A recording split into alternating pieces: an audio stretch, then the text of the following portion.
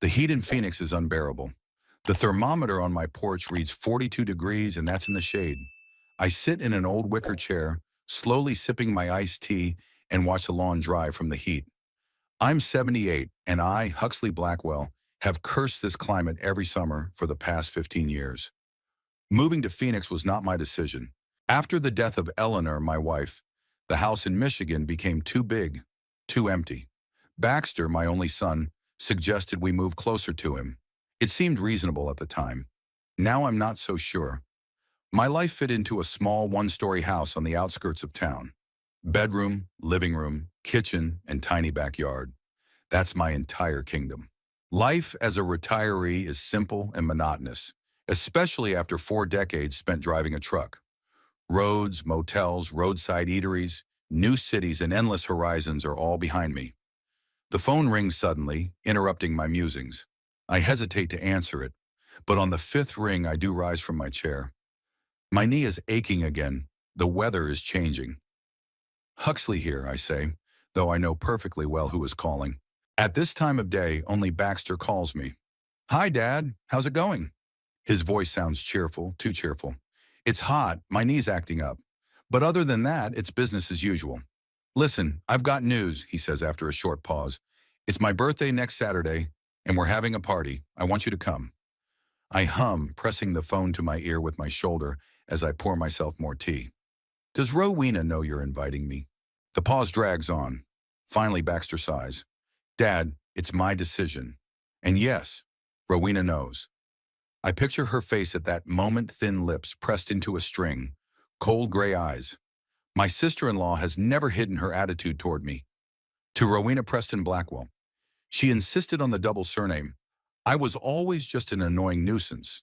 An old suitcase from Baxter's past that somehow forgot to be thrown away. "Sonny, I'll be there," I said at last. "What time?" "5 o'clock.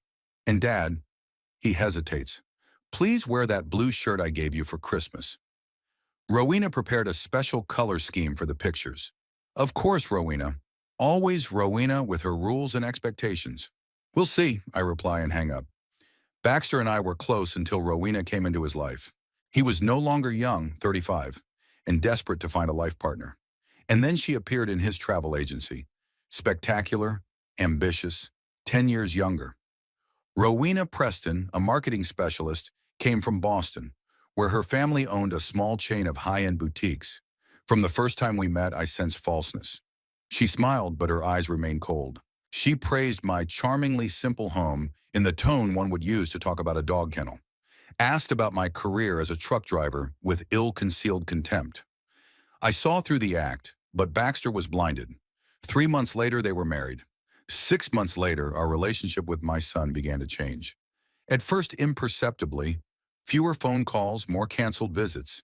Then Rowena began to openly complain about my habits. "Huxley," she never called me Daddy or even Mr. Blackwell, "could you please not put your feet up on the coffee table? It's antique." Or, "Huxley, we prefer not to discuss politics at dinner. It upsets your digestion." And then came the innuendo. "Baxter, dear, perhaps your father would be more comfortable in a home for the elderly? There's medical staff there, and he wouldn't have to manage on his own." I lived alone after Eleanor died for 5 years, but suddenly I wasn't independent enough. Baxter always protected me, but less and less confidently each time. I was less and less invited to family parties. First, they stopped inviting me to parties for friends and coworkers. "That would be boring for you, Huxley." Then Thanksgiving. We decided to celebrate with Rowena's parents this year. Then Christmas. "We're flying to Hawaii. There are such discounts there at that time." Baxter's birthday I missed twice. The first time I received a terse message, "We've decided to celebrate as a couple." The second time I found out about the celebration after the fact when I saw pictures on social media. They included the entire staff of their travel agency, Rowena's parents, and even her cousin from Seattle. I called my son. He apologized, mumbling something about the sudden organization and Rowena's forgetfulness, who was sure she sent you an invitation. And now, for the first time in 3 years, I'm being invited to my son's birthday party. It's alarming. After the call, I go to the bedroom and open the closet. A blue shirt hangs untouched, tagged. I've never worn it. Too formal, Two, not me. Next to it are my usual plaid shirts, worn but comfortable. I slam the door shut without making a choice. I spend the evening as usual, watching old westerns on TV and rereading a worn Steinbeck book. I fall asleep in my chair and wake up at midnight with a pain in my neck. The next morning begins with coffee and blood pressure pills. The neighbor across the street, Wilfred, waves at me. He's 83 and he's the only person in the neighborhood who thinks I'm young. "It's gonna be hot today, Hux," he shouts across the street. I nod and raise my mug in greeting. This kind of weather talk is our daily tradition. After breakfast, I decide to visit another neighbor, Louis Turnbull. We met at the local supermarket a year ago when we were both complaining about the price of orange juice. Louis is 10 years younger, a former accountant with a stomach ulcer and a penchant for sarcasm. "A birthday invitation?" He marvels when I tell him about my son's call. "And you think your daughter-in-law has suddenly decided to make a relationship work?" I shrug, eyeing his collection of old vinyl records. Honor him. Maybe Baxter insisted. Or she needs something. Louis always thinks practically. "What do you have that would interest the Snow Queen?" That's what he's been calling Rowena since our one and only meeting at the town festival, when she defiantly ignored my greeting. "Except for the house," I grin. "But it's hardly worth her attention. 60,000, no more." "Did you make a will?" I shake my head. I've never really thought about it seriously. After Eleanor died, all of our savings went to pay medical bills. The only thing left was the house in Michigan, which I sold to buy my current place. I should get busy, I say more to myself than to him. When I get home, I find a card in the mailbox. It's a formal invitation to Baxter's birthday party, printed on expensive gold embossed paper. At the bottom is a handwritten note. "Hope to see you, Dad. Miss you, Baxter." It's his son's handwriting, but the words sound fake. Too sentimental for him. I suspect Rowena's hand. She always controlled his correspondence. Once I accidentally saw her checking his phone while he was taking a shower. I place the invitation on the kitchen table and stare at it for a long time. Something is going on and it's bothering me. Rowena isn't the type to change her mind without a good reason. In the 12 years of their marriage, she's consistently pushed me out of Baxter's life. Now all of a sudden, there's a gold embossed invitation and a blue shirt for pictures. That evening, I call my son. He doesn't answer right away. His voice sounds strained. "I got the invitation," I say. "Thank you. Don't mention it. I'm glad you're coming." "Who else is coming?" A pause. I hear papers rustling. "Colleagues from the agency. A few friends. Rowena's parents are flying in from Boston." I see. I don't know what else to say. "Should I get you something? Cake or wine?" No, it's all organized." He answers too hastily. "Rowena ordered the cake from Fenwick's, that French pastry shop downtown, and the wine has already been selected for the menu." "Good, I say. I'll see you Saturday then." "Saturday, Dad? Yeah. I'm really glad you're coming." We end the conversation, and I'm left sitting with the phone in my hand. Something's wrong. Baxter's never been a good liar. Even as a kid, when he broke a window with a ball or skipped class, it was the look in his eyes and nervous tone that gave him away. Now he's clearly not telling the truth. The next day I decide to do a little reconnaissance. I get in my old Ford and drive downtown.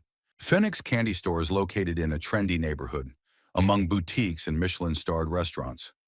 I park across the street and just watch. After an hour, my patience is rewarded when I see Rowena emerge from the glass doors. She looks as impeccable as ever. Cream suit, hair in a tight bun, dark glasses. In her hands is a small box with the logo of the pastry shop. Rowena gets into her white Lexus and drives away. I wait a few minutes, then cross the road and enter the candy store. It's cool inside and smells like vanilla. The young woman behind the counter smiles at me. "What can I do for you?"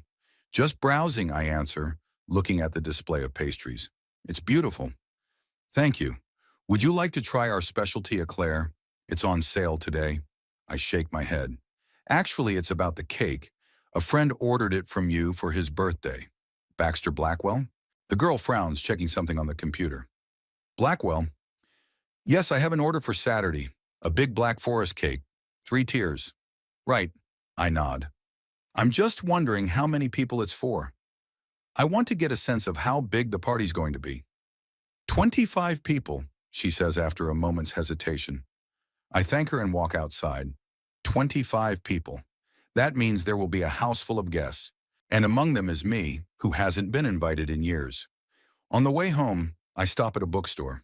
Baxter always liked historical biographies. I pick out a new book about Theodore Roosevelt, his favorite president. The salesman packs it beautifully in blue paper. At home, I sit on the veranda for a long time, thinking. Something is cooking. Rowena is up to something, and I find myself part of her plan. The question is, what is it? In the evening, the doorbell rings. I open it, and there's Baxter on the doorstep. It's a surprise. He usually lets me know when he's coming. Dad, he looks worried. Can I come in? I step back silently, letting him into the house. Baxter walks into the kitchen, sits down at the table. His hands are shaking a little. What's wrong? I ask, pouring him some water. Nothing. I just wanted to see you before Saturday. Make sure you were coming. I sit down across from him, looking at him carefully. The wrinkles around his eyes are deeper. The gray in his hair is more visible. 47 years old is no longer a boy. Of course I'll come, I promised. Baxter nods, twirling the glass in his hands. Rowena is trying very hard to make sure everything goes perfectly. I noticed, even sent an embossed card. He smiles weakly. You know, she wasn't always so demanding. We used to laugh more. I don't answer. I don't want to state the obvious, that Rowena only showed him the side of herself she wanted to show. And when she got him, she dropped the mask. Are you all right? I ask instead. Baxter flinches as if I've hit him. Yeah, I'm fine. I'm doing great. Business is booming. We're thinking about expanding, maybe opening a branch in Tucson. He's talking about work, but I'm hearing things he's not telling me. There's something going on in their marriage, something that makes Rowena suddenly decide to include me in the celebration. When Baxter leaves, I stand at the window for a long time, watching his car disappear around the corner. My son has always been a good man, too good, too trusting, and Rowena has used that from day one. I walk back into the kitchen and glance at the invitation lying on the table. The gold embossing glistens in the light of the setting sun. Baxter's birthday, Saturday, 5 o'clock in the evening. Whatever Rowena has planned, I'll be ready. Friday morning greets me with a headache. I open my eyes and just lie there for a few minutes, watching the light play on the ceiling. Tomorrow is Baxter's birthday, and I'm still not sure an invitation is a good idea. My son's visit 2 days ago only reinforced my suspicions. I could see the worry in his gaze, which he tried to hide behind talk of business and future plans. I struggled to get out of bed, feeling my joints ache. My knee is bothering me again. They're promising rain by tonight. It's rare in Phoenix, but I always know in advance. My bones have learned to predict the weather better than any meteorologist. Breakfast is simple: oatmeal, orange juice, and pills. 3 little pills of different colors are the companions of my old age. After eating, I call Louis. I've decided to order a cake after all, I say when he picks up the phone. Why? There's genuine surprise in his voice. You said the Snow Queen had already organized everything. This one will be just from me. A special one. Louis snickers. She'll kill you if you ruin her perfect event. Let her try, I grin, remembering her face the last time I saw her. Besides, it's not for her. It's for Baxter. After the call, I go to the same pastry shop where I saw Rowena. The French pastry chef, Monsieur Fenwick, greets me with a professional smile, but I see an appraising look. My shabby jacket and old jeans are clearly out of step with his clientele. What can I do for you, monsieur? I need a cake. For tomorrow, I say. For my son. It's his birthday. Fenwick nods, pulls out a catalog. We have a few slots available for tomorrow. What kind of cake do you prefer? I hesitate, flipping through glossy pages of photos of exquisite desserts. Then I stop. This one, strawberry and vanilla. Fenwick raises an eyebrow. Excellent choice. Victoria is one of our specialty cakes. We discuss the details, size, lettering, decorations. I insist on a simple design. No fancy colors or figures. Just the inscription, Happy Birthday, son. Love, Daddy. When it comes to payment, I pull out my shabby wallet and count out the cash. Fenwick looks at me with renewed interest. Delivery or pickup? Self-delivery. I'll be there tomorrow at 3. As I leave the candy store, I pause for a moment, staring at my reflection in the window. Wrinkles, gray hair, slumped shoulders. When did I get so old? It seems like yesterday I was teaching Baxter how to ride a bike, and today I'm going to his 47th birthday party with a cake that will probably become a bone of contention. Next stop is the bookstore. I've already bought the Roosevelt biography, but that's not enough. Baxter deserves something special. The old Pages store smells of dust and paper, a smell I've always loved. The owner, Tobias Crimson, sits behind the counter, immersed in reading. He looks up and smiles, recognizing me. "Huxley, long time no see." "3 months, no more," I reply, shaking his dry hand. "At our age, a week can seem like an eternity." Tobias grinned. "He's 79, a year older than me." "Looking for something specific?" I nod. "Do you still have that section with the first editions?" Tobias leads me to the far corner of the store, where the most valuable copies are kept under glass. I slowly peruse the shelf until I find what I'm looking for. Fitzgerald's The Great Gatsby, first edition 1925. Not the earliest and not the most expensive, but still valuable. And most importantly, Baxter's favorite book. "How much?" I ask, pointing to the book. Tobias says a sum that makes my insides chill. It's almost half my monthly pension, but I nod. I take it. As he carefully wraps the book in a special protective envelope and then in gift paper, I remember the first time Baxter read Gatsby in high school. How enthusiastically he talked about Fitzgerald's language, the symbolism of the green light, how he reread the book every few years, finding something new. "A special gift?" Tobias asks as I pay. "My son's birthday," I answer. He nods understandingly. "Lucky your son has a father." I don't answer. If Tobias knew how infrequently I see Baxter, he wouldn't be so sure. As I return home with my book and the cake I ordered, I can't help but think back to the day 6 months ago when everything changed. The day I learned the truth about Rowena. It was an accident, one of those unplanned encounters that turn your life upside down. I was in downtown Phoenix on my way back from the dentist. I decided to stop at a coffee shop for a coffee before I went home. And there, in the far corner, I saw Rowena. She was sitting at a table with a man, tall, with a thick, dark beard and an expensive suit. I recognized him immediately. Perkins, Baxter's business partner. They'd opened a travel agency together 10 years ago, but I'd always felt Perkins wasn't the kind of man I could trust. Too smooth, too smiley. Rowena didn't notice him. She was completely absorbed in the conversation, leaning in toward Perkins so close that their faces were almost touching. I could see her profile. She was smiling, but not the polite, cold smile she was saving for me. It was a different smile. Intimate, genuine. I was about to leave, not wanting to be seen, but something held me back. I grabbed my coffee and sat down at the far table, partially hidden by a large plant in a tub. From here I could watch them while remaining invisible. Their conversation seemed lively. Rowena laughed often, touching Perkins' arm. He leaned even closer, whispering something in her ear. And then something happened that made me freeze with my cup halfway to my mouth. Perkins kissed Rowena. Not on the cheek, not fleetingly, it was a real long kiss, and she responded enthusiastically. I set the cup on the table, feeling my heart pounding somewhere in my throat. 12 years of marriage, and Rowena makes out with her husband's business partner in a downtown cafe. It was so blatant, so brazen, that for a moment I doubted what I was seeing.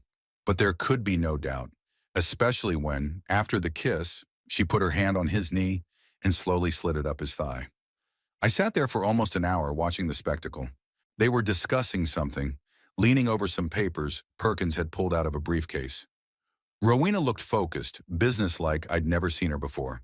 She was writing things down, nodding, sometimes arguing, pointing her finger at the papers. In between these businesslike moments, there were touches, glances, another kiss.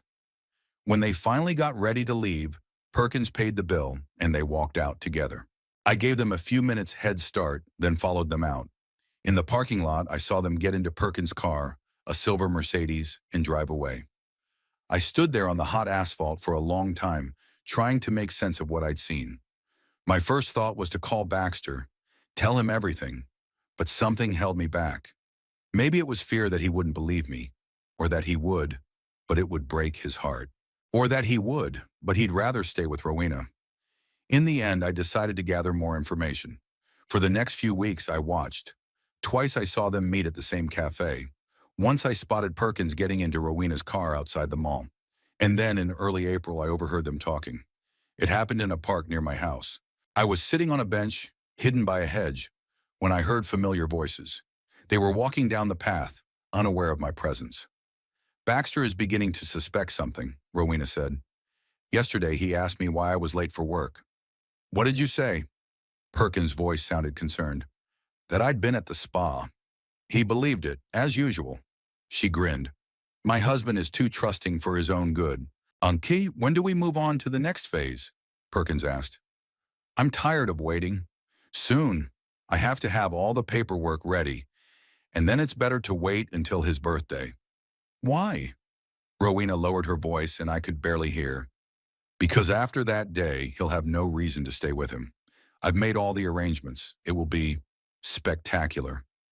They walked on and I didn't hear the end of the conversation. But what I did hear was enough to know that they were planning something big, and it had to do with Baxter's birthday. I thought about telling my son again, but each time I stopped myself. What could I say? Your wife is cheating on you with Perkins, and they're up to something? No proof, just based on overheard conversations? Baxter would rather believe I had senile dementia than betray my beloved wife. Besides, there was another reason for my silence. Hope.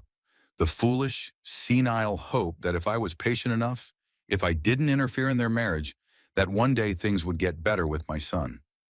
That Rowena would soften or Baxter would see for himself. That I wouldn't have to be the one to shatter his illusions. Now, as I prepared for the holiday, I realized that the waiting time was over. Whatever Rowena has planned for tomorrow, I must be ready. At home, I carefully place the book on the table and pull a blue shirt out of the closet. I cut off the tag, hang it on the rack. Tomorrow, I will look exactly the way Rowena wants me to look. I'll play by her rules until then. In the evening, Lewis comes over with a bottle of bourbon. We sit on the veranda, watching the sun set over the horizon, coloring the Phoenix sky in shades of red and purple. Are you sure you want to go? Lewis asked, pouring us each a second drink. My ex was one of those people, too. Manipulative. They never do anything for nothing. I turn the glass in my hand slowly, watching the play of light in the amber liquid. I have to, for Baxter's sake. Lewis hums. Your son's a big boy now. Maybe it's time to let him figure it out on his own. I shake my head. You don't understand. Rowena, she's not just manipulative. She's dangerous. In what way? I didn't tell Lewis what I'd seen and heard, partly out of superstition, as if saying it out loud would make the situation even more real. That she's capable of anything, and I won't let her destroy Baxter. Lewis looks at me for a long moment, then nods. Okay, but promise me you'll call me if anything goes wrong. I can come get you anytime. I promise. When Lewis leaves, I sit on the veranda for a long time, listening to the sounds of the Phoenix night. Somewhere in the distance, a police siren wails. A neighbor's walking his dog. I can hear him whistling softly. From an open window across the street comes laughter. A young family with 2 children lives there. Life goes on around me, ordinary and simple. And I sit here, a 78-year-old man, preparing to do battle with the woman who wants to destroy my son.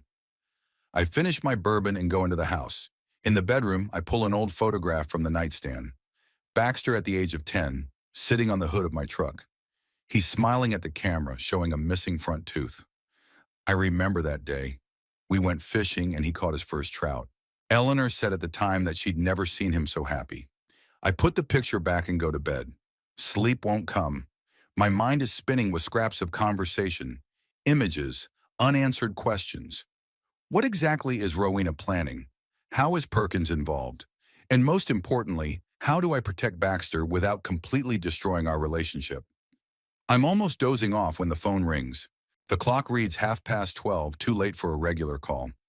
Huxley here, I say, picking up the receiver. There's silence on the other end of the line. Then a quiet breath. Hello?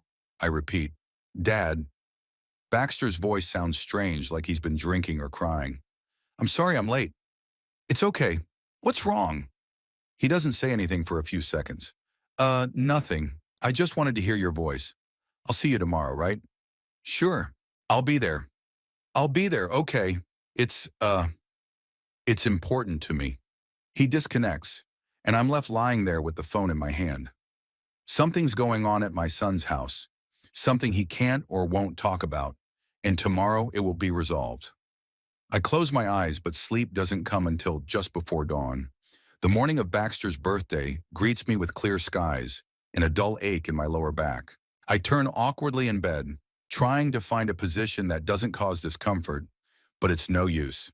Age is taking its toll, and no pill can change that. Glancing at the clock, I realize I've been asleep longer than usual. It's already 11. I rise slowly, wincing at the pain in my knees. I feel ancient, especially at times like this, like my body is betraying me, giving up on me piece by piece. Breakfast is skipped, but I take the pills anyway, washing them down with orange juice. 3 o'clock, I have to go for cake. 5 o'clock, I have to be at Baxter's. It promises to be a long day, and possibly a crucial one. The blue shirt is waiting on the rack. I slip it on, buttoning the buttons with naughty fingers. The unfamiliar color makes me look paler, accentuating my gray hair and wrinkles. Or maybe it's just my imagination. I look at myself in the mirror, a stranger staring back at me, a man Rowena deemed presentable enough for her perfect holiday. At 3:30, I drive out of the house. In the next street, I see Lewis fiddling in the garden. He looks up and waves at me. I stop. "Good luck today," he says as he walks to the car. "Remember, I'll be in touch." "Thanks," I nod. "I hope you don't need it." He looks me over and whistles. "You look like you're at a funeral." "Maybe I am," I reply grimly. "A funeral for my patience." Lewis laughs and slaps the roof of the car. "Don't let it get to you, old man. There's a cake waiting for me in the pastry shop, exactly as I asked for. Classic Victoria with strawberries and vanilla cream. A simple inscription. 'Happy birthday, son. Love, Daddy.' No fancy decorations, no frills, just a sincere message." "It looks great," I say to Mr. Fenwick, who personally brings out my order. "Your son is a lucky man, monsieur." He smiles. Not every father has such attention to detail. I carefully pick up the box of cake and go outside. It's a hot day, as usual in Phoenix, but it's supposed to cool down by evening. I put the cake in the back seat and drive home to get my presents. At home, I check the packing of books one more time. A blue-wrapped biography of Roosevelt lies on top of Gatsby. I add a card with a brief message. No long confessions or moralizing. Baxter never liked those. Just, your favorite book. I hope it will always be a reminder that the most precious things are timeless. Love, Dad. At 4:30, I leave. The drive to Baxter's house takes about 20 minutes, but I prefer to arrive a little earlier. I don't want to be late and give Rowena something to criticize. Their house is located in an upscale neighborhood on the outskirts of town.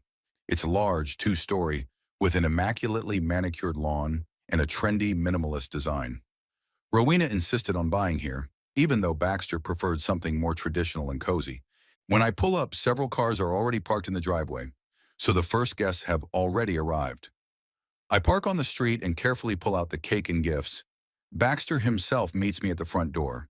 He looks tense, but smiles at the sight of me. "Dad, you made it," he says, relief in his voice, as if he doubted it. "Of course I'm here," I reply, trying to hold on to the box of cake and the bag of presents. "Happy birthday, son." He hugs me, trying not to touch the cake, and I can feel him shaking slightly. "What's this?" He nods at the box. "The cake. I know Rowena's already ordered it, but this one's special. From me." Baxter hesitates, then nods. "Thanks, Dad. That's very nice of you." We go into the house. Inside, it's cool and smells like flowers. The living room is decorated in gray-blue tones, as cold and impersonal as Rowena herself. About a dozen guests are already scattered around the room with glasses in hand. I recognize a few of Baxter's colleagues from the travel agency, neighbors, and, of course, Rowena's parents. Mrs. Preston, a tall, gray-haired woman, with a gaze as cold as her daughter's, looks at me appraisingly from her seat by the fireplace. Mr. Preston, a short, full man with a red face, pretends not to notice my appearance. "Sure you. Let me take the cake," Baxter says, taking the box from me. "I'll take it to the kitchen." "Where should I leave the presents?" I ask. "On the table by the window. There are a few already there." I walk to the designated place, feeling the stares of the guests. Many of them are seeing me for the first time, even though they've known Baxter for years. Thanks to Rowena's efforts, I've become virtually invisible in my own son's life. I place my gift bag next to the others, much more expensively wrapped. Boxes in glossy paper with elaborate bows contrast with my plain blue wrapping. "Mr. Blackwell," comes a voice behind me. What a surprise. I turn around. Rowena is standing in front of me, flashing a perfect smile. She's wearing an elegant blue dress that matches the color scheme of the living room exactly. Her hair is impeccably styled, her makeup immaculate. She looks like a picture out of a glossy magazine, beautiful and completely lifeless. "Rowena," I nod. "Thank you for inviting me," Baxter insisted. She shrugged slightly. "You are his father, after all." Her tone implies that this is the only reason I'm here, and not a very significant one. "I noticed you brought the cake," she continues, and her smile grows even colder. "That was unnecessary. We already have dessert from Fenwick's." "I know, but I wanted to do something special for Baxter." Her eyes narrow. "Of course they are. How nice of you." She pauses. "I hope your, gift won't spoil the whole composition. I've planned it so carefully." "I'm sure it will be fine," I reply, holding back my irritation. Rowena is about to add something, but she is interrupted by the arrival of a new guest. I take the moment to step back and grab a glass of wine from a passing waiter. Yes, there are waiters here. Rowena always liked to impress. I spend the next hour watching from the corner of the room. Baxter moves from group to group, talking, laughing, but his laughter sounds strained. Every now and then he casts glances in my direction, as if checking to see if I'm okay. Rowena, meanwhile, plays the role of the perfect hostess, introducing the guests to each other, making sure everyone's glasses are full, keeping the conversation going. From the outside, everything may seem flawless, but I notice things that others don't. The way her shoulders tense when another guest enters, the way she constantly checks the time, the way her gaze becomes hard when she looks at Baxter. At one point, Baxter comes up to me. "Is everything all right, Dad?" he asks quietly. "Aren't you bored?" "Everything's fine," I assure him. "Just watching. You know I'm not much of a party person." He nods, then leans closer. Thank you for coming. It means a lot to me." "I wouldn't have missed your birthday," I reply. "How about next time we celebrate together? Like we used to, remember? Fishing, a bonfire, a couple beers." His face brightens, and for a moment I see the old Baxter before Rowena. "Sounds great," he says. "It's been so long since we've—" "Baxter," Rowena calls from across the room. "Come here, please. Mr. and Mrs. Atkins want to discuss their vacation in Italy." He sighs. "Sorry, Dad. Duty calls." I nod and he leaves, leaving me alone in my corner. A waiter stops next to me. "More wine, sir?" "No, thank you. I'm driving." He nods and steps away. I notice Rowena's parents watching me with obvious disapproval. Mrs. Preston whispers something to her husband, and he frowns in my direction. No wonder the apple doesn't fall far from the tree. At 6:30, Rowena announces that it's time for dinner. The guests move into the dining room, where the long table is set with impeccable taste. Baxter sits at the head of the table, Rowena at his right hand. I am seated at the far end between Baxter's roommate, whose name I don't remember, and some young employee of their agency. Dinner passes leisurely, a few changes, of course, accompanied by conversations about travel, politics, real estate. I'm mostly silent, occasionally answering my roommate's questions about the weather and gas prices. Suddenly, the front door opens and Perkins walks in. I can feel myself tensing up. He's almost 2 hours late, and it's clearly no accident. "Sorry I'm late," he says, walking into the dining room. "Got held up at the office." Baxter gets up to greet his partner, but I see Rowena give Perkins a meaningful look. He gives her a barely perceptible nod, then shakes Baxter's hand. "Happy birthday, old friend." "Thanks for taking the time," Baxter replies. Perkins takes a seat next to Rowena, and dinner continues. But now the atmosphere changes. Rowena is more animated, laughing more often. Several times I notice their hands touching under the table. Baxter sees it too. His face pales, and the hand holding his glass trembles slightly. He tries to keep the conversation going, but I can see that his thoughts are far away. After dinner, everyone returns to the parlor. Rowena announces that it's time for toast and cake. The waiter rolls out the table on which her order stands, a three-tiered chocolate cake decorated with delicate sugar figures. "Where's the one Dad brought?" Baxter asks, and there is an awkward silence in the room. Rowena loses her temper for a moment. "Oh, darling, I thought we were going to use the one I ordered, especially for the pictures. It fits the overall concept perfectly." "I want both," Baxter says firmly. "Father brought his specially." Rowena presses her lips together, but nods to the waiter. He leaves and comes back with my cake. He places it next to Rowena's, and the contrast is stark. Simple and sincere next to pretentious and ostentatious. "Before we cut the cakes," Rowena says, raising her glass, "I'd like to say a few words about my wonderful husband." She gives a long toast, full of general phrases about what a wonderful man Baxter is, how grateful she is for their life together, how proud she is of their accomplishments. But not one specific example, not one personal memory. It's as if she's reciting a speech from a memorized text. When she finishes, the guests applaud. Baxter looks embarrassed and a little awkward. "Is there anything you'd like to add, Huxley?" Rowena asks, looking at me with a challenging look. I stand up, feeling the stares of everyone present. "I'm not a master of long speeches," I say. "I just want to say that I'm proud of you, Baxter. Always have been. Happy birthday, son." It's short and simple, but Baxter smiles, a real smile for the first time all night. "Thanks, Dad," he says. Rowena makes a sign to the waiter to start cutting the cakes, but Baxter stops him. "I'll do it myself," he says, and walks over to the cake table. He takes a knife and carefully cuts my cake. He puts the first slice on a plate and holds it out to me. "This is for you, Dad, like on my 10th birthday, remember? You made the cake yourself then, too." I nod, touched that he remembers. That cake was awful, crooked and underbaked, but Baxter still said it was the best cake he'd ever had. Rowena watches us with poorly concealed irritation. She walks over to Baxter and takes the knife from his hands. Let me help you, dear," she says with a strained smile. "You're cutting two big pieces." I see Perkins discreetly leave the room, heading toward Baxter's office. Whatever they're planning, it looks like it's starting. "I can help too," I say, walking over to the table. Rowena throws me an annoyed look. "That won't be necessary, Huxley. We'll be fine." "I insist," I reply, picking up my cake. "After all, I did bring it." I can see her patience cracking at the seams. The guests watch us with growing interest, sensing the tension. "Give me the cake, Huxley," she says through gritted teeth. "You'll ruin it, as always." "Rowena," Baxter exclaims, but she ignores him. "I just want to help with the cake I brought myself," I say, holding the box tightly. "You never know your place," she hisses. "You never know when to back off." Suddenly, she makes a sudden movement, trying to snatch the cake from me. I don't let go, and a ridiculous struggle ensues. The guests stare at us with their mouths open. Baxter tries to intervene. "Please stop, both of you," he pleads. But Rowena doesn't stop. Her face is contorted with anger.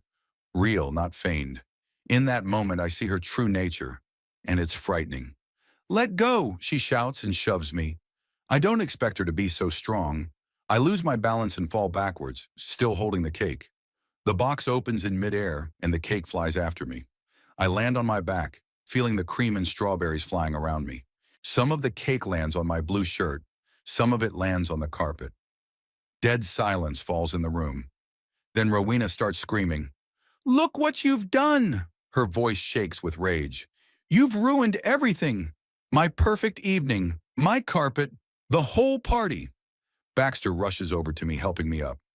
"Dad, are you all right? Are you okay?" I nod, shaking the cream off my shirt. I feel a pain in my back, but I try not to show it. Rowena, meanwhile, is throwing a real tantrum in front of the guests. "I've worked so hard to prepare for this day. Everything had to be perfect. And she points at me with a trembling finger, he's always ruining everything, always interfering. You're nothing but trouble." She looks me straight in the eye, and there's pure hatred in her gaze. "Get out! Get out of our house now!" The guests are shocked. Some avert their eyes, others openly observe the scandal. Rowena's parents look embarrassed but not surprised. Apparently, they know their daughter's true nature. Baxter stands between us, shocked and confused. "Rowena, please calm down. It's just a cake. It was an accident." "It wasn't an accident," she screams. He did it on purpose. He was always in our way, always standing between us. I rise slowly to my feet, feeling every muscle protesting. 78 is not a good age to fall. Baxter, I say calmly, it wasn't an accident. Your wife pushed me on purpose. What? Baxter looks from me to Rowena and back again. He's lying. She's screaming. He tripped on his own. I was just trying to help. I look her straight in the eye.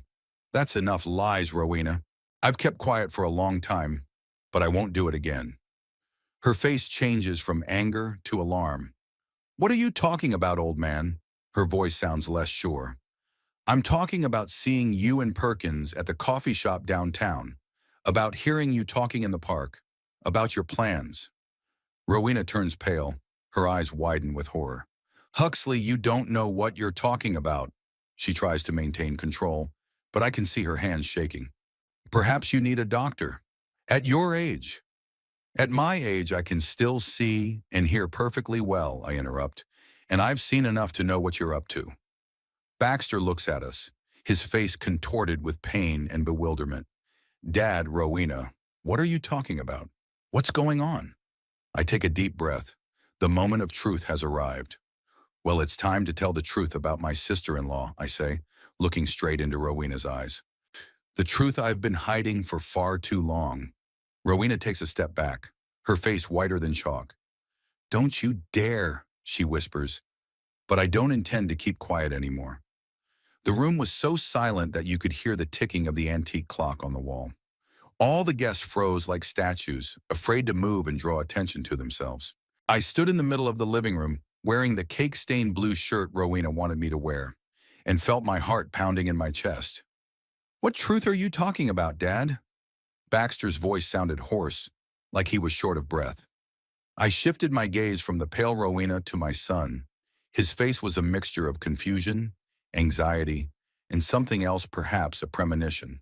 Part of me wanted to pull back, to say it was just a misunderstanding, not to ruin his life in front of all these people.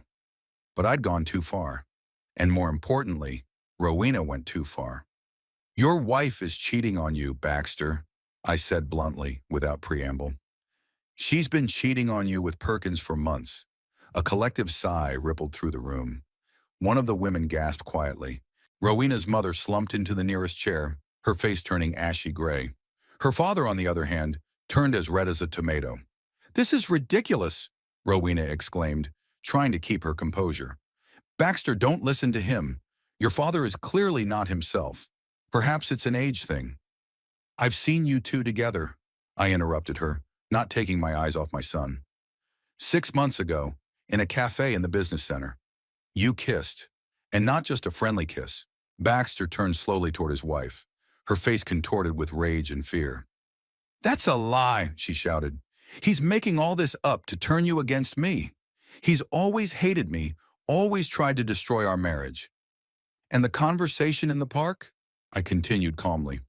I heard you two discussing some kind of plan, something that was going to happen on Baxter's birthday, something after which, in your words, he would have no reason to stay with him. Rowena opened her mouth but didn't utter a sound. Her eyes darted around the room, as if searching for salvation, or at least an ally. But no one rushed to intercede on her behalf. Even her parents watched in silence as the drama unfolded. Where's Perkins now? I asked, looking around. He was here a minute ago. Where did he go, Rowena? To Baxter's office. What is he looking for there? At the mention of Baxter's office, Baxter flinched. Something clicked in his mind, and he suddenly rushed toward the stairs. Don't you dare leave, Rowena shouted, but he paid no attention. Everyone heard the upstairs door open and close. Baxter went into his office. Rowena turned to me, her eyes narrowed with hatred. You have no idea what you've done, she hissed. Howie, you've got it all wrong. Then explain it to us, I suggested. Explain why you're kissing your husband's business partner. Explain what plan you were discussing. Explain why Perkins is upstairs right now, going through Baxter's things. Rowena opened her mouth, then closed it. Her cold mask began to crack. I could see the panic in her eyes. We have a business relationship, she began uncertainly. Sometimes it requires intimacy. Some of the guests snorted. It was such a pathetic attempt at an excuse that even her parents looked embarrassed. Is kissing and hugging a regular business practice? I asked. And planning something for her husband's birthday, after which he'll have no reason to stay, is also business? She tried to object, but Baxter shouted from upstairs, "Rowena! Perkins! What the hell is going on here?" Everyone froze.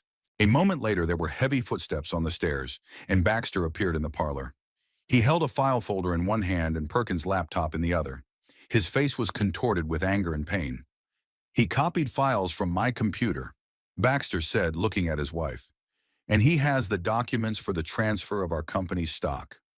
My stock, with my forged signature." Rowena turned even paler, if that was even possible. "Darling, there's been a misunderstanding." "Where's Perkins?"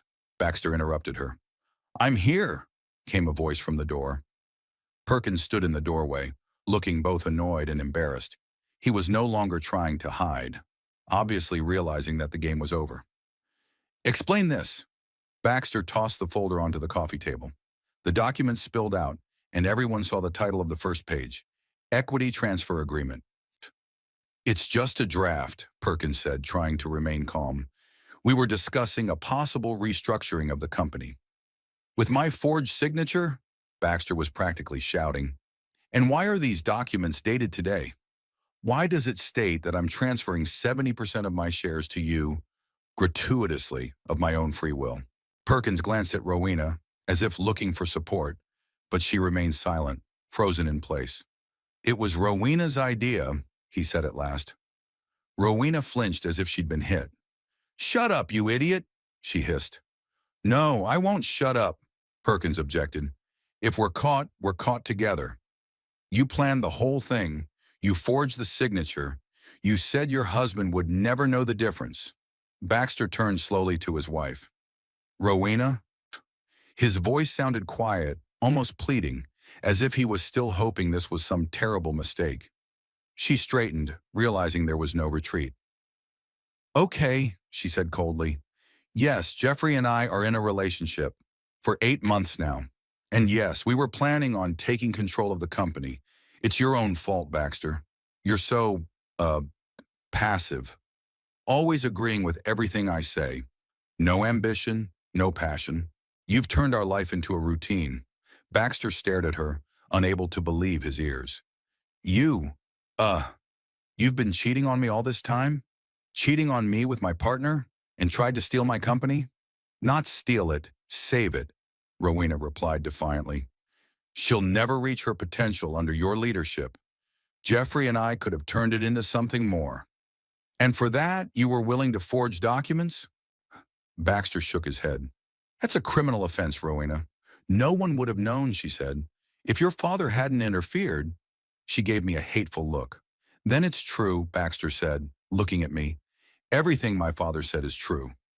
I nodded silently. I had no joy in this moment, only bitterness that my son had lived a lie for so long. One of the guests, a middle-aged man I didn't know, cleared his throat. "I think we'd better leave," he said awkwardly. "This is a private matter." The others nodded, clearly relieved to have an excuse to leave the scene of family drama. Rowena's parents didn't move from their seats, as if they were stuck to their chairs. "Yes, please leave," Baxter said without looking at them. The party was over. The guests hurried toward the exit, mumbling awkward goodbyes. Within minutes, the only people left in the living room were Baxter, Rowena, Perkins, Rowena's parents, and me. "You filed for divorce," Baxter said, looking at the papers in the folder. "There's a copy of the petition. It's dated yesterday afternoon." Rowena lifted her chin. "Yes, I was planning to let you know today, after everything was prepared." "After you steal the company," I clarified. She ignored me, focusing on her husband. "Our marriage exhausted itself a long time ago, Baxter. We both know that." "No," he shook his head. "I didn't know that. I loved you. I still do." Something trembled in her face, a shadow of guilt or regret perhaps, but she got over it quickly. "It'll pass," she said coldly. "You'll find someone else." "After I'm left without company," Baxter grinned bitterly. "Was that your plan? Leave me with nothing?" Perkins stepped forward. "Look, Bax, this all looks worse than it is. We just wanted to—" "Shut up!" Baxter cut him off. I don't want to hear another word from you. He turned to Rowena.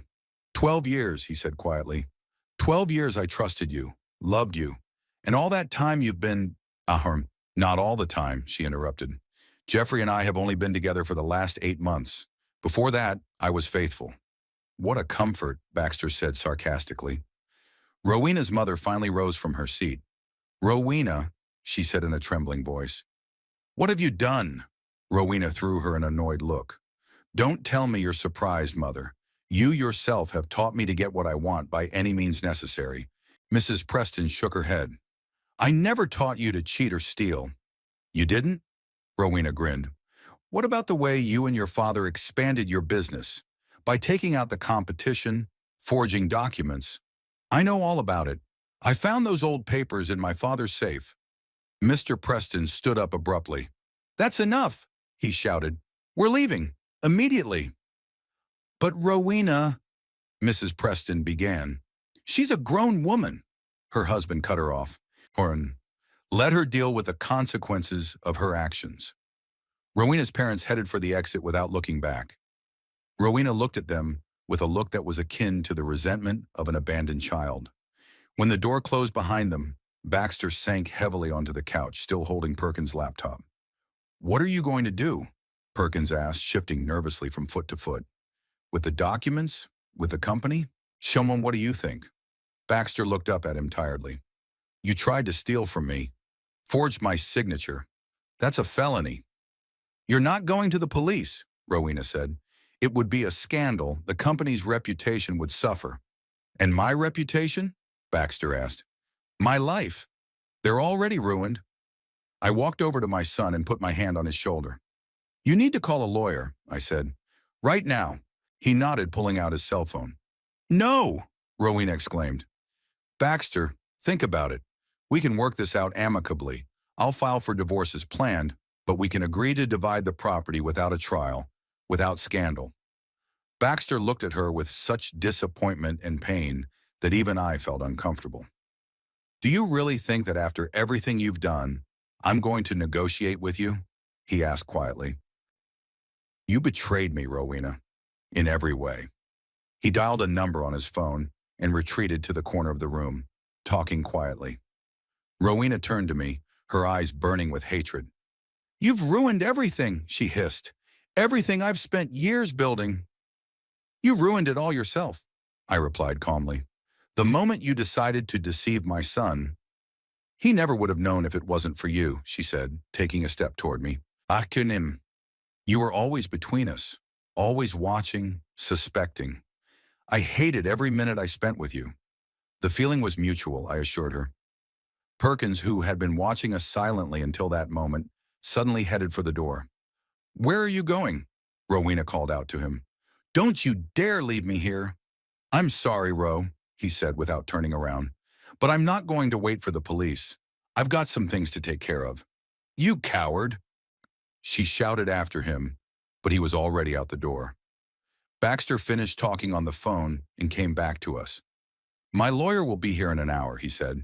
He advised me to keep all the documents and not to let you out of the house until he arrives, Rowena. She laughed, but the laugh sounded hysterical. You can't keep me here. It's illegal. As illegal as forging documents? Baxter parried. Either you wait here for a lawyer or I'll call the police right away. Rowena pressed her lips together but didn't move. She knew she had lost. Baxter turned to me. Thank you, Dad, he said quietly, for bringing all this to light. I know it wasn't easy.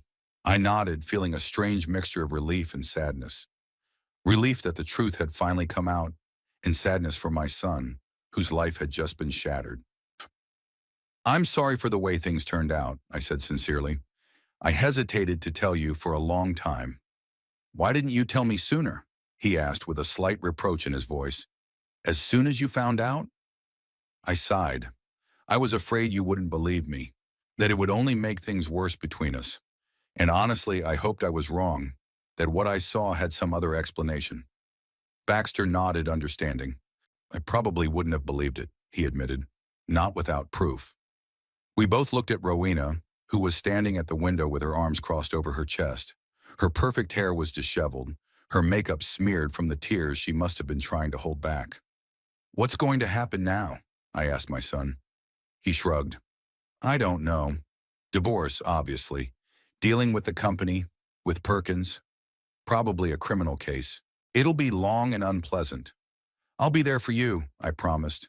"Whatever I can do to help, I will." He smiled weakly. "I know, Dad. Thank you."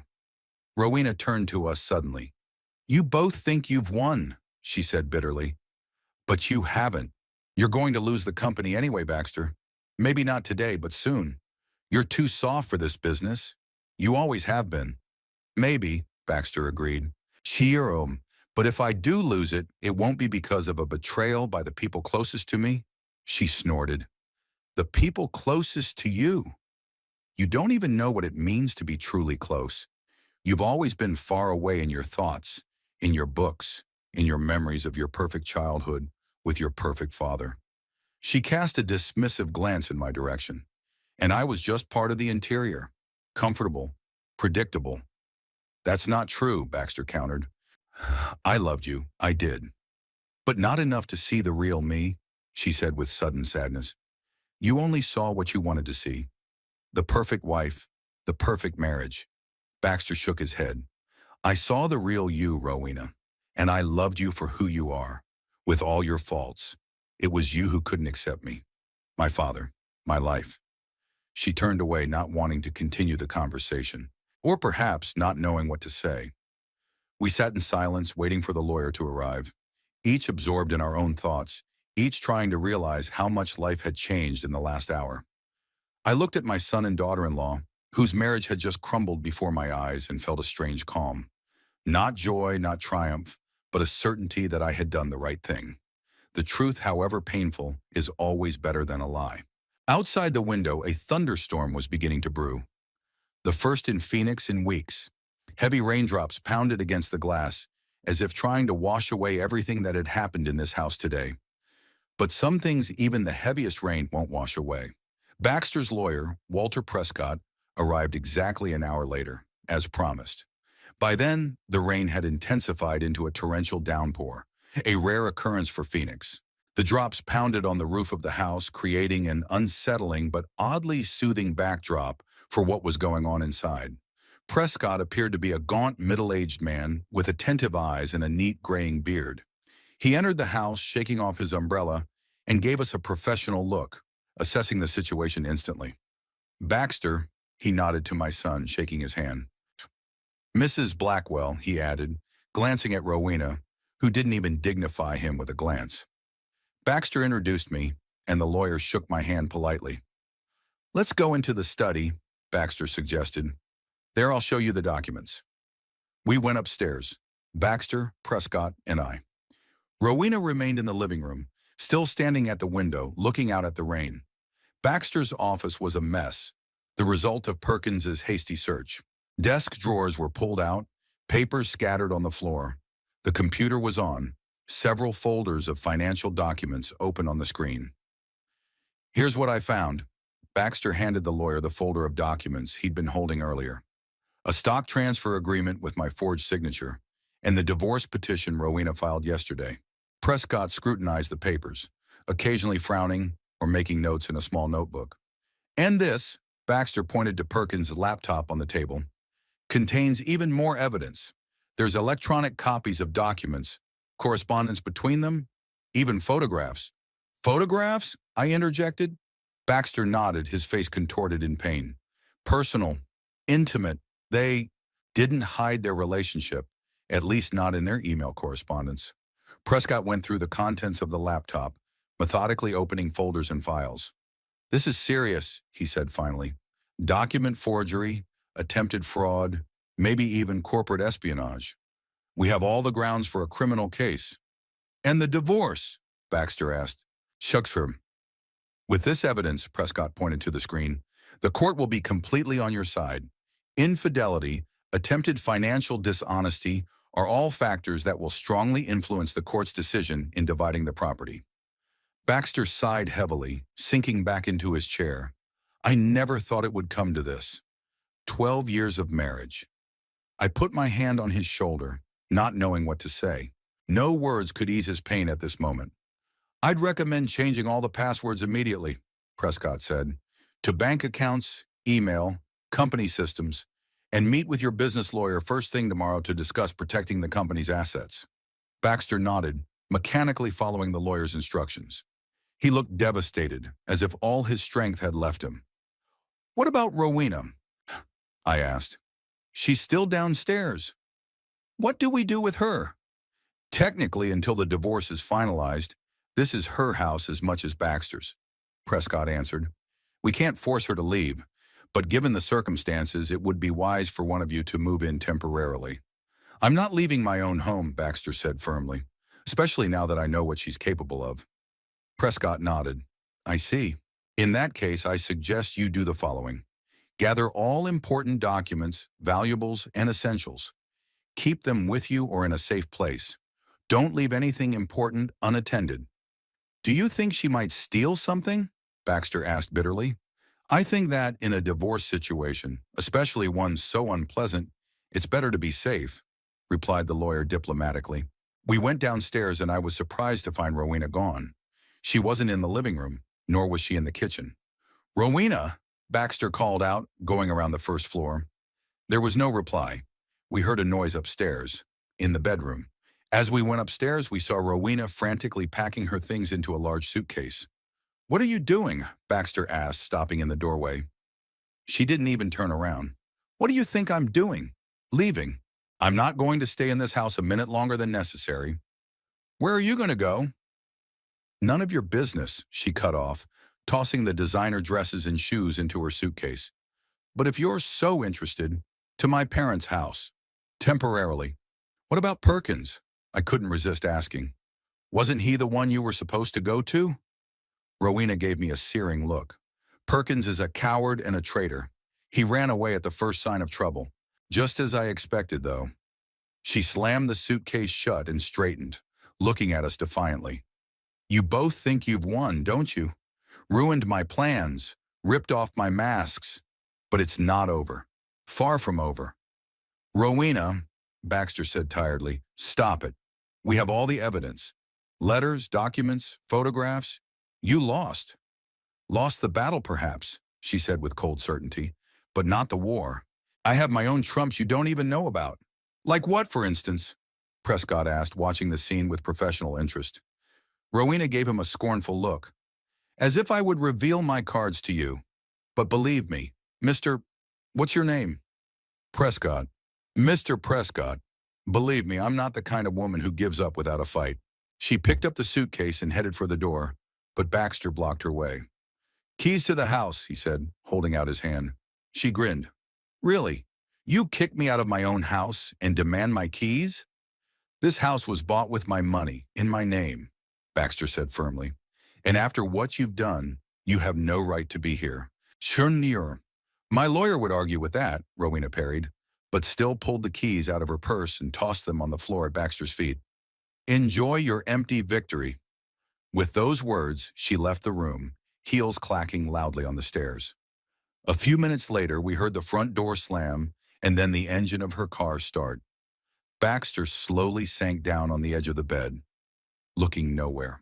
I can't believe this is all happening, he said quietly. How could I have been so blind? Don't blame yourself, I said, sitting down next to him. People see what they want to see, especially when it comes to those we love. Prescott coughed delicately. I'll leave you alone for a while, he said. I have some calls to make. I suggest we meet in my office tomorrow to discuss the way forward. Baxter nodded and the lawyer left the room, leaving us alone. How did you take it, Dad? Baxter suddenly asked. All these years. She was awful to you, tried to cut you out of my life. And I let it happen. I sighed, searching for words. I put up with it because you're my son, and I wanted to be a part of your life on any terms. Even if it meant putting up with abuse and neglect? Even so, I nodded.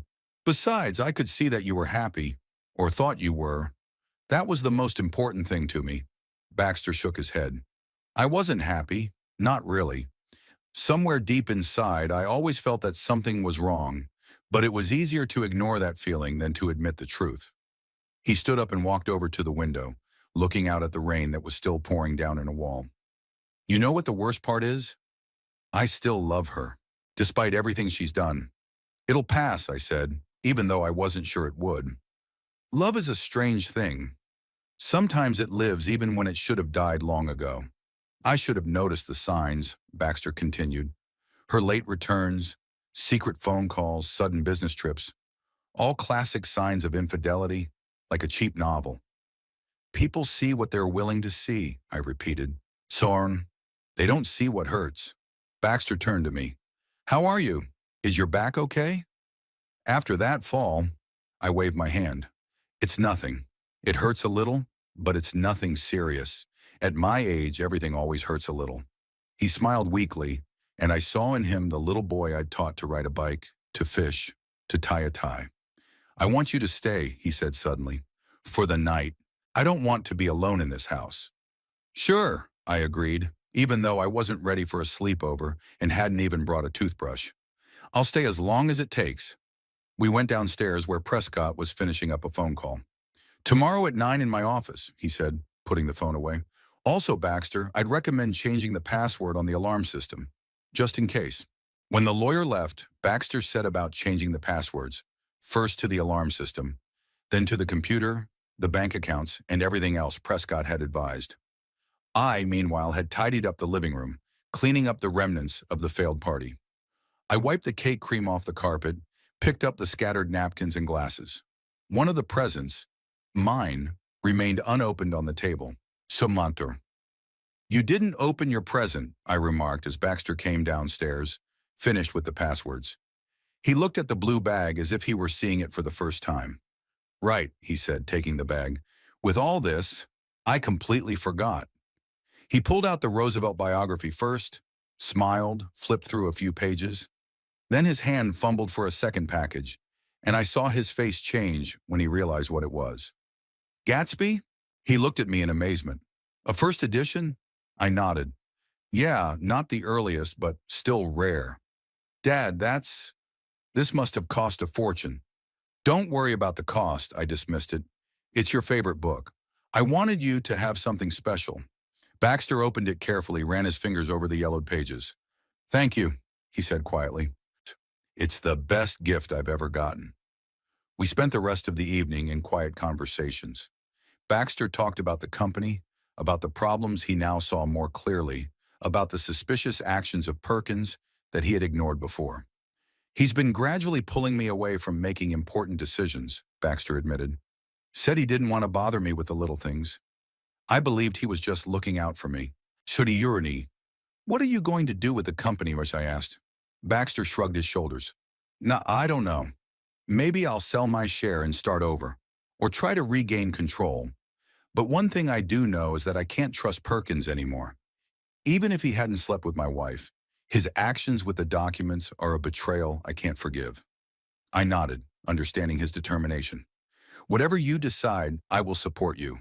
When it was time to go to bed, Baxter escorted me to the guest room, where I had never been before. Rowena always found excuses not to let me stay the night. The towels are in the closet, Baxter said.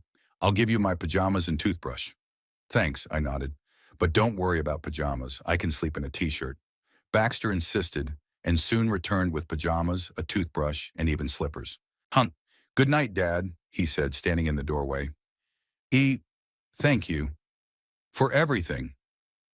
Good night, son, I replied. Tomorrow would be another day. When he left, I lay awake for a long time, listening to the rain drumming on the roof. I thought about Rowena, about Baxter, about all the years we'd lost because of her manipulations, about how she'd gradually distanced us from each other, how she'd limited our communication, how she'd tried to erase me from my son's life.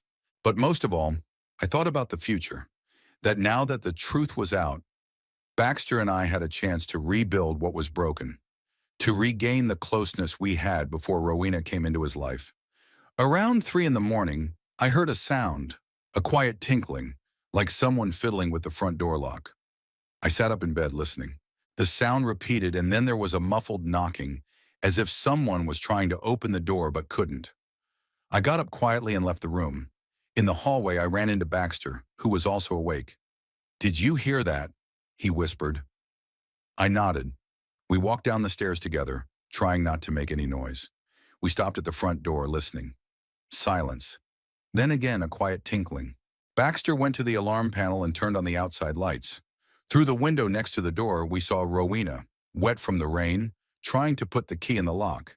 Apparently, she'd forgotten that Baxter had changed the locks. "What are you doing?" Baxter asked, opening the door. Rowena flinched, clearly not expecting to be caught out. In the porch light, I could see that her makeup was smeared, her eyes red from tears or alcohol, or maybe both. "I live here, in case you've forgotten," she said, trying to maintain her dignity, but her voice shook. "I forgot something." "At 3 o'clock in the morning?" Baxter asked skeptically. "What exactly did you forget?" She faltered. "My jewelry and my papers." "What kind of papers?" "Personal," she cut off. You have no right to keep my things." Baxter sighed. "Rowena, you're drunk, and this is not a good time to visit. Come back tomorrow afternoon and take what you want. But now, please leave." Her face contorted with anger. "You can't tell me what to do. This is my house as much as it is yours, and I'm coming in whether you want me to or not." She tried to squeeze past Baxter, but he gently but firmly blocked her way. "No, Rowena, not tonight. Go away, please." "You'll regret this," she hissed, backing away. "I swear you will regret it bitterly."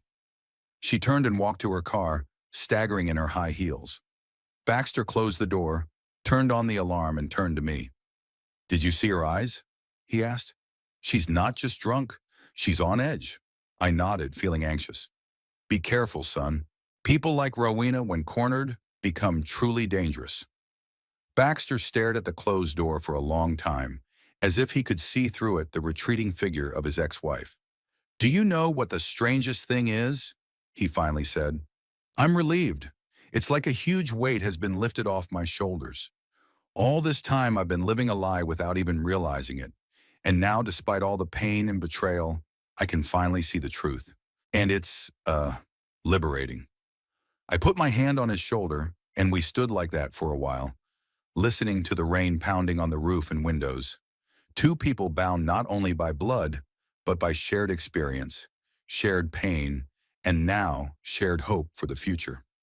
The next 2 weeks flew by in a whirlwind of events. I stayed at Baxter's house, moving necessary items from my home. We decided it was best to stick together until the situation stabilized. Besides, I didn't want to leave my son alone during such a difficult time. The morning after the cake scene began with a visit to Attorney Prescott's office. Baxter looked exhausted. He had had a restless night full of troubling thoughts and short periods of heavy sleep. I wasn't feeling any better. Age and stress were taking their toll. Prescott's office was in a modern glass and steel building in downtown Phoenix. It was cool and quiet inside, and the walls were decorated with diplomas and photographs of the attorney with various important clients. "So," Prescott began as we settled into his spacious office, "I've reviewed the materials you've provided, and we have a very strong case. Forged documents, attempted fraud, infidelity all play in our favor in divorce proceedings." Baxter nodded, fiddling with a ballpoint pen. "What about the company? Could he and Perkins hurt the business in any way?" "That depends on the structure of your partnership and the articles of incorporation," Prescott replied. "But I would recommend that you immediately block Perkins' access to all company accounts and systems. And an audit, the sooner the better." "I've already done that," Baxter said. "Our CTO changed all the passwords last night." "Good," Prescott nodded. "Now about the divorce. I've prepared a counterclaim where I've stated all the facts of infidelity and fraud. This will allow us to demand the division of property in your favor." Baxter sighed. "I don't want to leave Rowena destitute," he said, "despite everything that has happened." I looked at my son with wonder and pride. Even after such a betrayal, he was still an honorable man. Prescott frowned slightly. "I understand your feelings, but in this situation, generosity can be perceived as weakness. Rowena had already shown that she was willing to go to the extreme." "Still," Baxter insisted, "I don't want to sink to her level. We can offer her a reasonable arrangement." Prescott shrugged his shoulders. "That's your right, but be prepared for her to see it as an opportunity for manipulation." After meeting with the lawyer, we drove to Baxter's company office. On the way, I noticed how tense my son was gripping the steering wheel. "Are you okay?" I asked him. "I'm not sure," he answered after a pause. "Perkins was my friend, or so I thought. We'd started the business from scratch, gone through all the difficulties together. And now," he shook his head, "I don't know how to look him in the eye." "You don't have to do it today," I pointed out. "You can leave it to the lawyers." Baxter shook his head. "No, I have to do it myself. This is my business, my life. I'm not going to let Perkins or Rowena take that away from me." An atmosphere of tense anticipation greeted us in the office. News of the scandal at Baxter's birthday party had already spread among the staff. Things like this were hard to hide. People cast curious glances at us, but quickly turned away when we looked in their direction. Perkins sat in his office as if nothing had happened. When we entered, he looked up from his computer and tried his usual confident smile, but it was unconvincing. "Baxter," he nodded. "Mr. Blackwell, to what do I owe this early visit?" Baxter put a folder of papers on the table. "This is a notice of termination of partnership," he said calmly, "and a request to leave the company premises within the hour." Perkins' smile disappeared. "You can't get rid of me that easily," he said.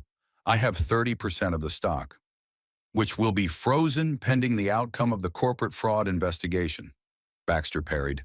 "We found other forged documents, Jeffrey, not just the ones involving me personally." Perkins went pale. "I don't know what you mean." "Sure you do," Baxter interrupted him. "NAR, fake accounts, fictitious clients, double bookkeeping. We found it all, and we gave copies to the IRS. I watched this exchange with silent pride. My son was showing the grit I'd always seen in him, but which Rowena had so successfully suppressed all these years. "It was Rowena's idea," Perkins muttered, losing his composure. "All those schemes. She said that's what all successful companies do. Sacrum." "And you agreed, of course," Baxter said dryly, "out of pure love for her, without any profit to yourself." Perkins lowered his gaze. "I just, in love.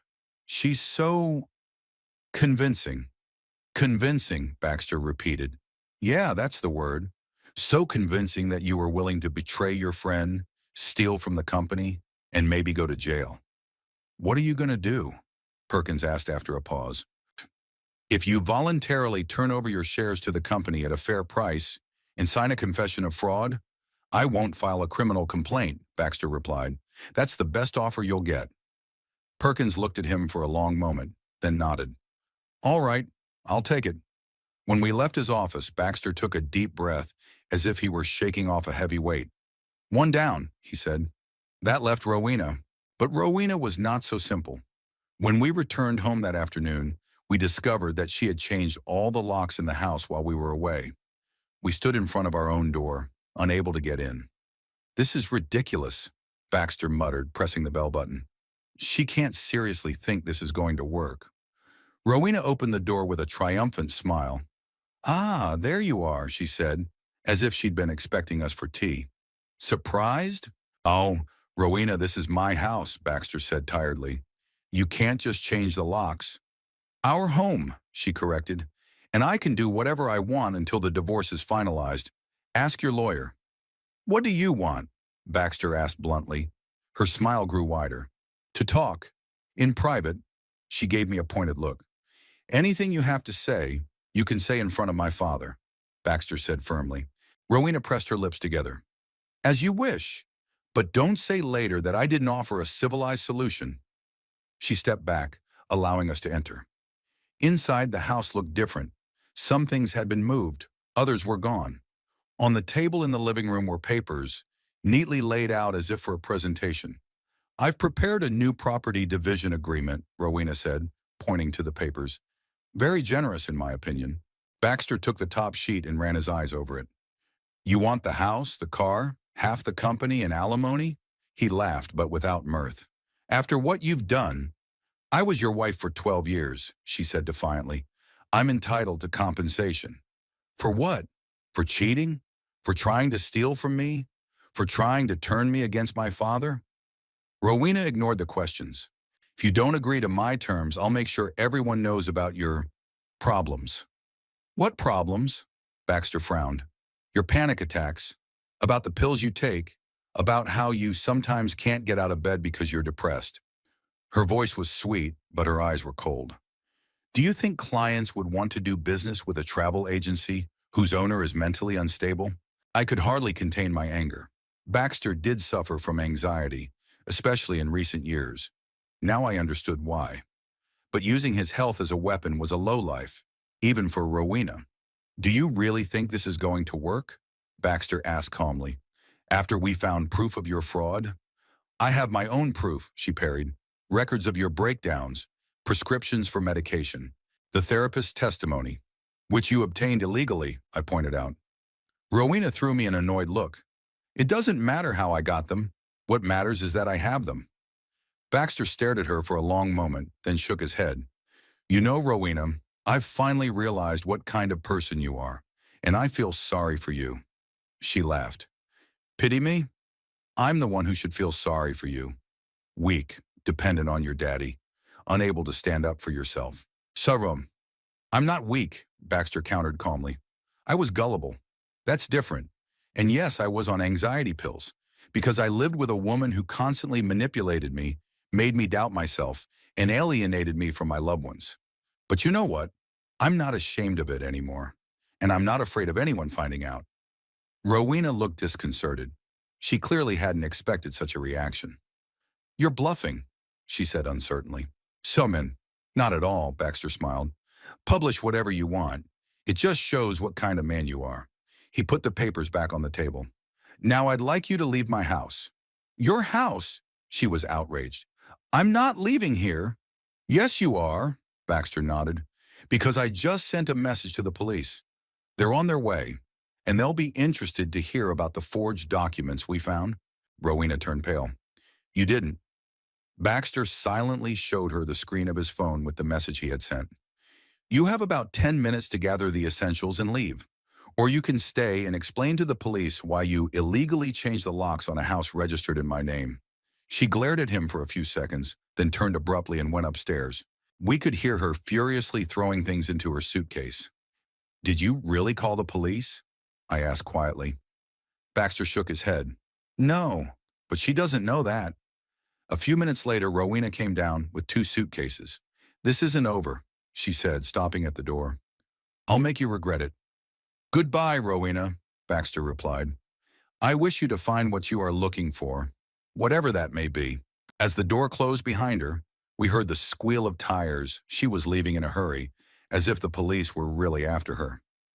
So that's it, Baxter said, sinking down on the couch. Or just the beginning. I sat down next to him, feeling a mixture of pride and relief. You handled yourself well, showed character. He smiled weakly. I guess he'd always had it in me. It's just, Rowena had a way of making me doubt myself about everything. Shunin, people like that will always find a way to undermine your confidence, I nodded. Your mother said it was their superpower to find someone's weaknesses. Baxter looked at me in surprise. Mom said that? Did you and she discuss such people? Of course, I smiled at the memory. Your mother had an amazing gift for recognizing false people. She would have recognized Rowena at first sight. Hanan, why didn't you ever tell me that? Baxter asked. When I first introduced you to Rowena? I sighed.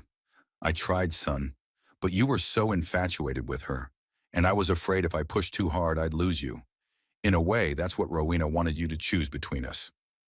Baxter was silent for a long moment, then put his hand on my shoulder. Never again, he said firmly. Sure, never again will anyone come between us.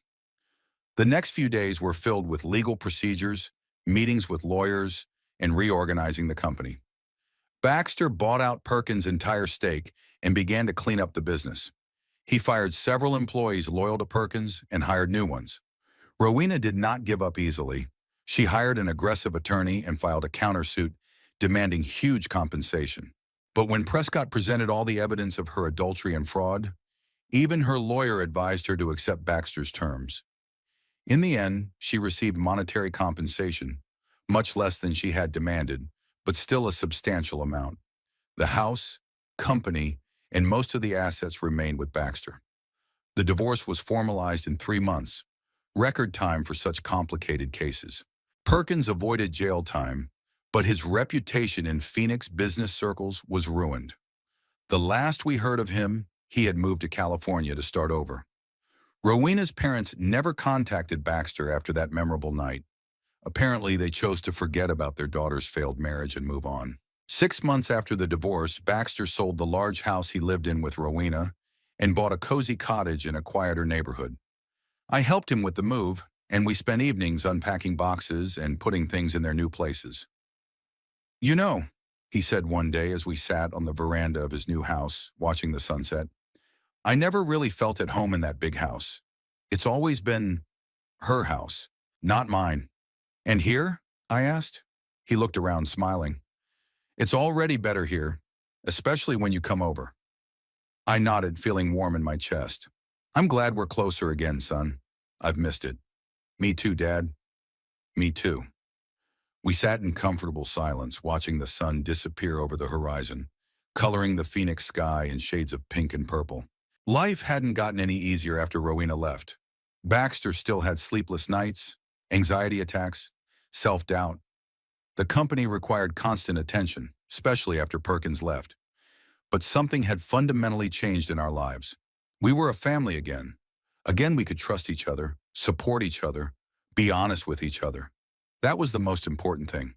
One day, about a year after that fateful cake party, we happened to meet Rowena at a restaurant downtown. She was with some man, well-dressed, but with a predatory look reminiscent of Perkins. When she saw us, she froze for a moment, then turned away, pretending not to notice. "Do you want to leave?" I asked Baxter, seeing his face tense. He shook his head. "No, it's just a person from the past. She has no power over us anymore." We continued eating our lunch, ignoring her presence. Out of the corner of my eye, I noticed that she cast a few glances in our direction, full of a mixture of anger and jealousy. But Baxter was right. She no longer had power over us. Later, as we left the restaurant, I asked my son, "Do you ever regret it? About marrying her?" Baxter was silent for a long time, looking up at the starry sky. "No," he said at last. "I can't regret something that made me who I am today, even if the journey was painful." I nodded, understanding. Life is rarely simple or straightforward. It's full of unexpected twists and turns, painful lessons, and difficult decisions. But it is these trials that shape us, make us stronger, wiser, deeper. Looking back now, I see that that disastrous cake party was not the end, but the beginning. The beginning of a new chapter in our lives. A chapter where toxic relationships, manipulation, and lies have no place. Where we can finally be ourselves without fear of judgment or rejection. Baxter is still working on himself, on his company, on his life. I'm still struggling with age, with joint pain, with memories of the past. We're still learning to be a family all over again, after so many years apart. But we're doing it together now, and that's what matters most. And Rowena? She continues her game with new partners, new victims. People like her rarely change, but her power over us ended the moment we decided not to live a lie anymore. Sometimes I think about the day the cake flew to the floor, when I stood up and said those fateful words, "Well, it's time to tell the truth about my sister-in-law." It was probably the bravest thing I've ever done in my life, and certainly one of the most important. Because the truth, no matter how bitter, is always liberating. And sometimes you have to lose something, even something that seems valuable, to find what is truly important.